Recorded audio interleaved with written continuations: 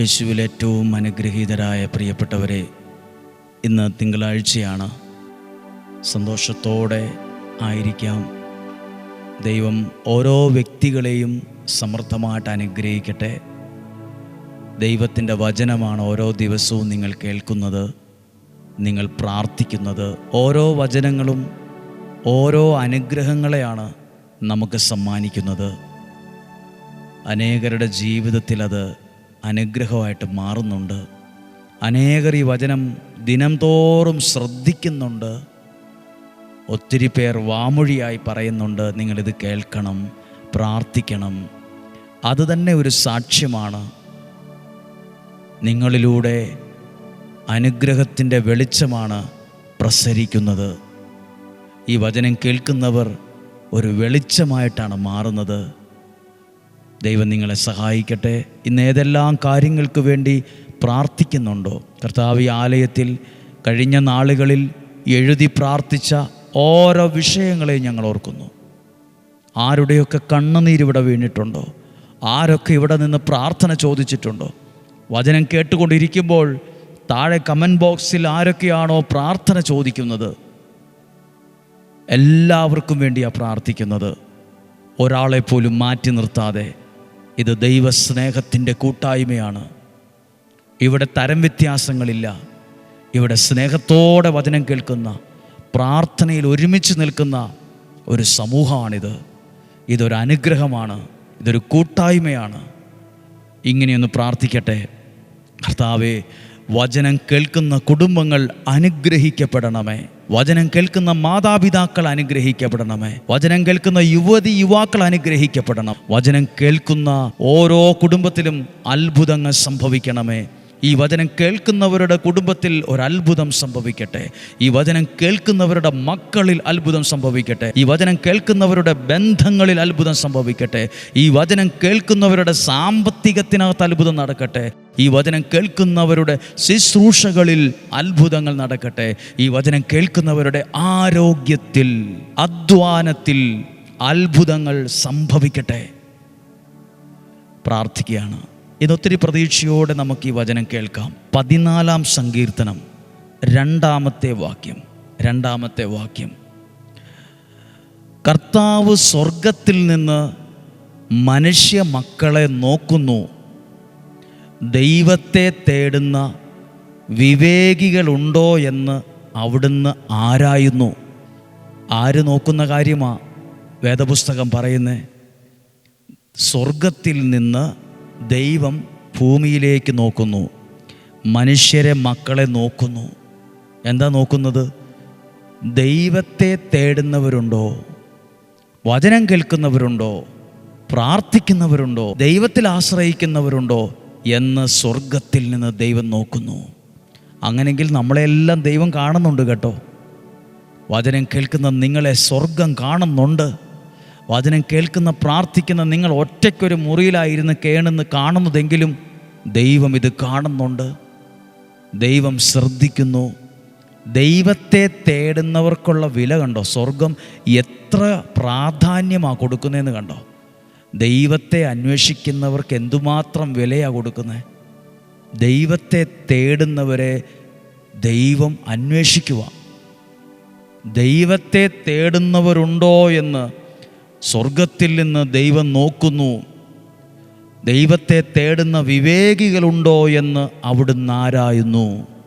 Hallelujah. എല്ലാവരും ഒന്ന് പ്രാർത്ഥനയോടെ കേട്ടെ.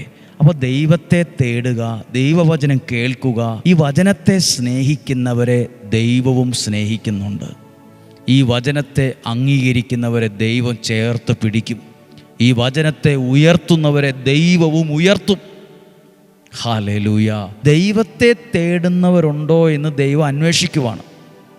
ഇനി ദൈവത്തെ തേടുന്നവരുടെ ജീവിതത്തിൽ എന്ത് സംഭവിക്കും? ദൈവത്തെ അന്വേഷിക്കുന്നവരെ ദൈവം എങ്ങനെ അനുഗ്രഹിക്കും? സങ്കീർത്തനം 14-ാം അധ്യായം 7-ാമത്തെ വാക്യത്തിൻ്റെ അവസാനം എഴുതിയിട്ടുണ്ട്, കർത്താവ് തൻ്റെ ജനതയുടെ സുസ്ഥിതി പുനഃസ്ഥാപിക്കും. അവരുടെ സ്ഥിതി മോശമാകുമെന്നല്ല, അവരുടെ സ്ഥിതിയെ പുനർസ്ഥാപിക്കും. അപ്പോഴോ യാക്കോബ് ആനന്ദിക്കും, ഇസ്രായേൽ സന്തോഷിക്കും.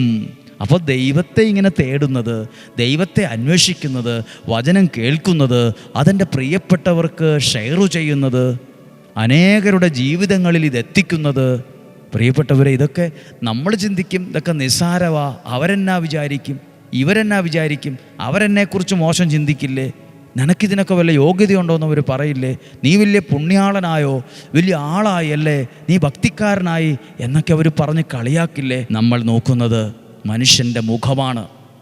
മനുഷ്യനെങ്ങനെയാണ് ചിന്തിക്കുന്നതെന്നാ. നമുക്ക് ഈ വചനത്തിൻ്റെ മഹത്വം നോക്കിക്കേ. സ്വർഗത്തിൽ നിന്ന് കർത്താവ് സ്വർഗത്തിൽ നിന്ന് മനുഷ്യ മക്കളെ നോക്കുന്നു. ദൈവത്തെ തേടുന്ന മനുഷ്യരുണ്ടോ എന്ന് അവിടുന്ന് അന്വേഷിക്കുന്നു. അവിടുന്ന് ആരായുന്നു, മനുഷ്യ മക്കളെ നോക്കുന്നു, ദൈവത്തെ തേടുന്നവരെ. എല്ലാ ദിവസവും മുടങ്ങാതെ ഈ ഡെയിലി ബ്ലെസ്സിങ് വചനം കേൾക്കുന്നവരെ ദൈവം കാണുന്നുണ്ട്. നിങ്ങളുടെ സ്ഥിതി മെച്ചപ്പെടും. നിങ്ങളുടെ സ്ഥിതിയെ ദൈവം മാറ്റും. അവസ്ഥകളിൽ വലിയ വ്യത്യാസങ്ങൾ ഉണ്ടാകും. ദൈവത്തിൻ്റെ വലിയ പ്രവൃത്തികൾ നിങ്ങൾ കാണും. അതേ അധ്യായത്തിൽ എഴുതിയിരിക്കുന്ന 7-ാമത്തെ വാക്യം, കർത്താവ് തൻ്റെ ജനതയുടെ വചനം കേൾക്കുന്നവരുടെ, പ്രാർത്ഥിക്കുന്നവരുടെ, ആ വചനത്തെ വിശ്വസിക്കുന്ന ജനതയെ, തൻ്റെ ജനതയുടെ സുസ്ഥിതി, ദുസ്ഥിതിയല്ല സുസ്ഥിതി പുനഃസ്ഥാപിക്കും. ഇന്നുള്ളതിനേക്കാൾ നല്ല വീട്ടിൽ നിങ്ങൾ ജീവിക്കും. ഇന്നുള്ളതിനേക്കാൾ സന്തോഷത്തോടെ നാളെ ജീവിക്കാൻ ഇടവരും. ഇന്നുള്ളതിനേക്കാൾ അനുഗ്രഹം നിങ്ങൾ അനുഭവിക്കും. ഇന്നുള്ളതിനേക്കാൾ നല്ലൊരു ജോലി, ജീവിതം, ഭാവി, ആത്മീയ ജീവിതം ദൈവം നിനക്ക് സമ്മാനിക്കും. അതാ എഴുതിയിട്ടുള്ളത്.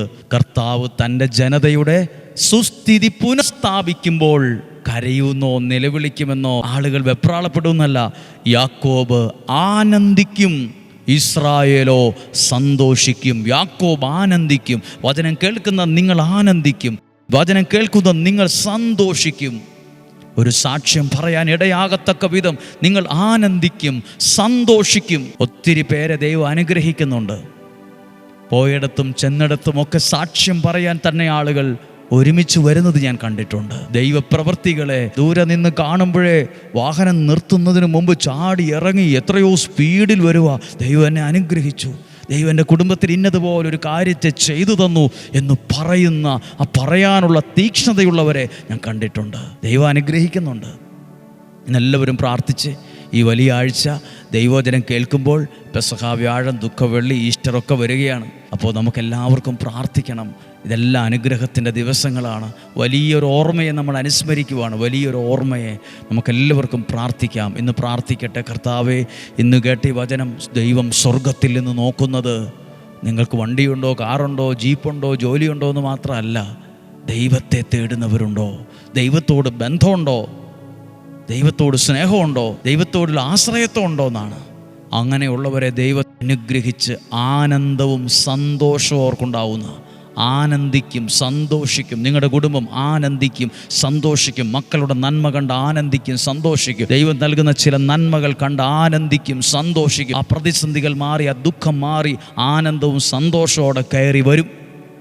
പ്രാർത്ഥിക്കട്ടെ. കർത്താവേ, അങ്ങയുടെ നാമത്തിൽ ഈ ദിവസം വചനം കേൾക്കുന്ന ഈ വ്യക്തിയെ, കുടുംബത്തെ ആശീർവദിച്ച് പ്രാർത്ഥിക്കുന്നു, അനുഗ്രഹിച്ച് പ്രാർത്ഥിക്കുന്നു. ഒരു ദോഷവും വരത്തില്ല, ഒരു തിന്മയും വരത്തില്ല, ഒരു അനർത്ഥവും വരത്തില്ല. രോഗങ്ങൾ, അപകടങ്ങൾ, ദുർമരണങ്ങൾ, മൂപ്പെത്താത്ത മരണങ്ങൾ, എല്ലാത്തരം ചതികളിൽ നിന്നും, വഞ്ചനയിൽ നിന്നും, നിരാശയിൽ നിന്നും, കുറ്റബോധത്തിൽ നിന്നും ഞങ്ങളെ സൂക്ഷിക്കണമേ.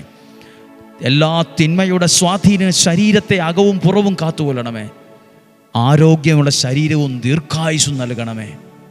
സമാധാനവും സന്തോഷവും ഞങ്ങളുടെ വീട്ടിൽ വരണമേ. മാനസാന്തരം കൊടുക്കണമേ. സമാധാനം, ആത്മീയ അഭിവൃദ്ധി നൽകണമേ. ദൈവത്തോടുള്ള ബന്ധം വർദ്ധിക്കണമേ. സ്നേഹം വർദ്ധിക്കണമേ.